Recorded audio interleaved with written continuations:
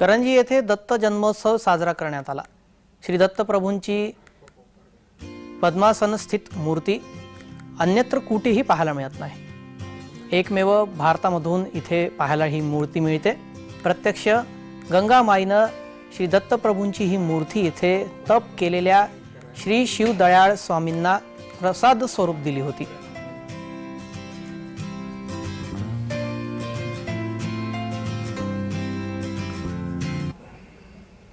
या संदर्भात आमच्या प्रतिनिधीने घेतलेला आढावा आपण पाहूयात। गुरुर्ब्रह्मा गुरुर्विष्णू गुरुदेव महेश्वरा गुरु साक्षात परब्रह्म तस्मै श्री गुरुवे नमः। अशा या दत्त जन्म उत्सवानिमित्त आज करंजी येथे मोठ्या प्रमाणावर भाविक आपल्याला दिसत आहेत। करंजी हे एक नाशिक जिल्ह्यातील दिंडोरी तालुक्यात वसलेले एक गाव। इथे दरवर्षी दत्त भक्तांची मांदियाळी पूर्ण वर्षभर असते। करंजी येथील दोन महत्त्वाचे उत्सव असतात, महाशिवरात्री व दत्त जयंती।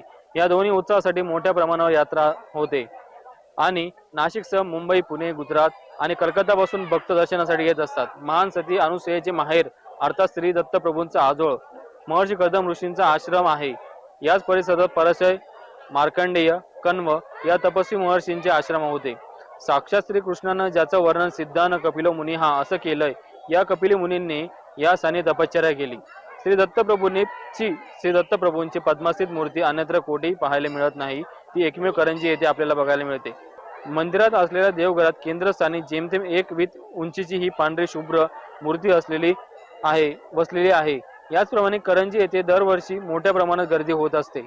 आज दत्त जन्मोत्सव असल्यामुळे इथे मोठ्या प्रमाणात भाविकांची सकाळपासूनच गर्दी केली होती आणि आता सायंकाळी 6ची आरती होऊन दत्त जन्मोत्सव हा मोठ्या प्रमाणात साजरा करण्यात आला। या अशा प्रमाणात करंजी येथे मोठ्या उत्साहामध्ये आज हा सोहळा पार झालेला आहे। जय महाराष्ट्र न्यूज साठी मी हेमंत जाधव, दिंडोरी, नाशिक।